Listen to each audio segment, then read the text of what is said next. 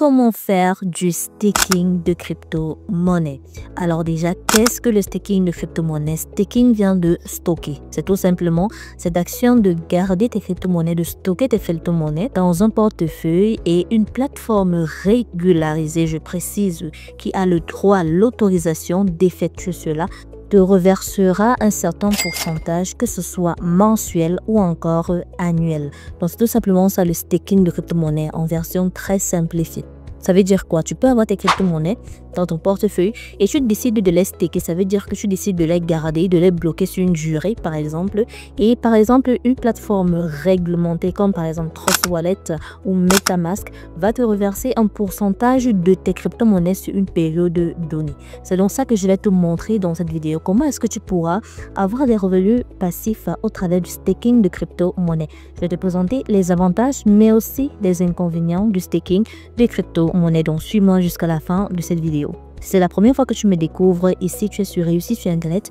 On se concentre ici sur la finance décentralisée, la finance numérique qui nous permettra certainement d'atteindre notre liberté financière lors du prochain bull run qui aura lieu dans quelques mois en 2025. Ici, tu vas trouver différentes stratégies pour te permettre d'évoluer dans le monde des cryptos. Et certainement, si tu es abonné à cette chaîne, tu auras différentes stratégies et même différentes pépites qui te permettront de quitter d'un point A financier à un point B au travers de la crypto-monnaie. Très bien. Je vais donc rapidement sur mon écran te montrer comment est-ce que tu pourras effectuer du staking de crypto-monnaie. Nous allons utiliser pour le cas de cette vidéo la plateforme ou encore le portefeuille Trust Wallet.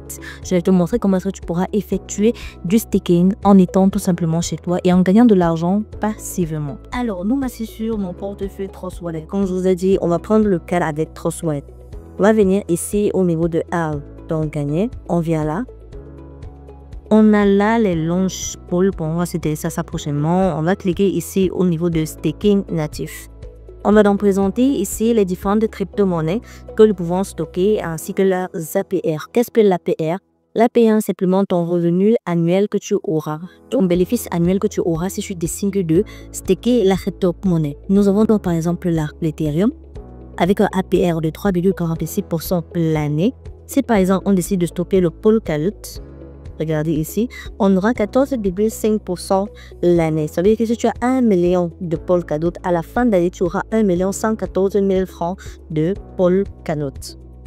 Nous avons là du Luna, Terra Classic par exemple 15%, Osmosis qui offre 9,25%, Cardano qui offre 4,69%. Donc il y en a tellement, c'est au choix, c'est vraiment au choix. Première étape pour pouvoir staker une crypto-monnaie, c'est d'abord de la posséder. Ok, il te faut d'abord avoir cette crypto-monnaie dans ton portefeuille. Donc, il te faut d'abord l'acheter, c'est la base. Une fois que tu l'achètes, tu peux donc maintenant procéder au staking. Supposons par exemple que nous avons acheté, disons par exemple du Polkadot. On va rentrer là chez Polkadot. Très bien. On nous dit donc ceci disponible parce que je n'ai pas de Polkadot dans ce portefeuille, staker, montant minimal. Il y a sur certaines crypto-monnaies un montant minimal exigé, pas sur toutes, mais il y a sur certaines un montant minimal. Il te faut un minimum par exemple ici de 250 Polkadot pour pouvoir prétendre au staking. Donc, ils sont de dire l'APR annuel est de 14,5% et heure de verrouillage 28 jours. Heure de verrouillage, c'est simplement le temps pendant lequel, une fois que tu vas accepter staker des crypto-monnaies, tu ne pourras pas les retirer, peu importe la nature du problème que tu as. Tes Polkadot sont verrouillés pour 28 jours. Par exemple, on va prendre un autre exemple avec une autre crypto-monnaie, par exemple. Si on met par exemple la Osmosis, vous voyez déjà ici, par exemple, sur Osmosis, il n'y a pas de minimum de staking. Il n'y en a pas. Donc ici, même si tu as 5 $, 10 $ d'Osmosis, tu peux staker. Il n'y a pas de minimum ici. Et ici, on dit par exemple, l'heure de verrouillage, c'est 14 jours. Par contre, en Polkadot, c'était 22 jours. Une fois que tu es d'accord avec les termes de la crypto-monnaie, c'est-à-dire que tu l'as déjà acheté, maintenant tu es d'accord que déjà tu vas avoir par exemple 9% l'année et que tu acceptes que ta crypto-monnaie sera verrouillée pendant 14 jours. Tu vas donc procéder au staking en cliquant là sur staker. Tes fonds seront donc bloqués pour minimum d'abord 14 jours. Et ensuite, après les 14 jours, si tu changes d'avis, tu es libre de les retirer, mais tu n'auras pas ton bénéfice annuel. C'est tout simplement ça. Donc voilà comment s'effectue le staking de crypto-monnaie. Tu regardes les différentes cryptos, celles qui te parlent, celles qui ont un bon bénéfice, une bonne rentabilité. Si ça te convainc, tu achètes la crypto-monnaie et tu procèdes directement à son staking. Alors, quels sont donc les avantages du staking de crypto-monnaie? Avantage, c'est que c'est mieux que les banques. Alors, la banque te rémunère quoi? 2,5 à 3% de ton argent sur un an. Ça veut dire que si tu mets 1 million, tu as pratiquement 3 000 francs CFA au bout d'un an. C'est tellement insignifiant. Pourtant, avec le staking de crypto-monnaie, on a vu par exemple, il y a des crypto-monnaies qui vont à 10%, 15% même l'année. Donc, c'est vraiment quelque chose de très juteux. C'est mieux de faire ça par rapport aux banques. Donc, que de garder ton argent, de faire tes économies, de les garder dans une banque, tu peux faire du staking de crypto-monnaie. Ça va te rapporter bien plus. Maintenant, quel est l'inconvénient du staking de crypto-monnaie? L'inconvénient, c'est juste que lorsque tu fais une mauvaise analyse de la crypto-monnaie, bah, tu vas rien gagner. Pourquoi? Parce que déjà, si par exemple tu achètes une crypto-monnaie à 1000 $ et que dans un an, cette crypto-monnaie a fait une chute exponentielle, par exemple, il te reste 200 $, même si c'est vrai que la plateforme va te reverser par exemple 15% l'année, ça ne va pas compenser la perte de 800 $ que tu as eu.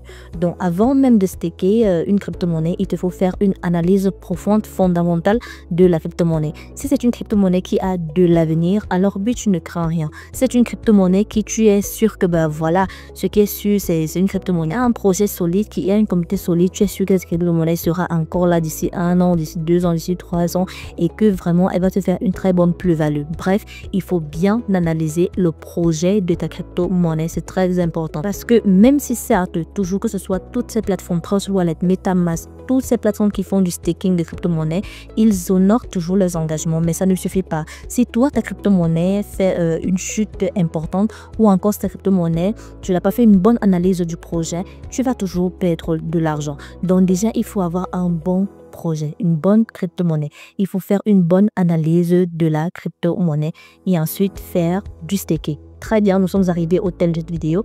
J'espère qu'elle t'a plu et j'espère que voilà, tu pourras gagner de façon très passive de l'argent grâce au staking de crypto-monnaie. Si la vidéo t'a plu, n'hésite pas à me lâcher un très gros pouce bleu, n'hésite pas à nous rejoindre et n'oublie pas de t'abonner. On se dit à très bientôt pour une nouvelle vidéo.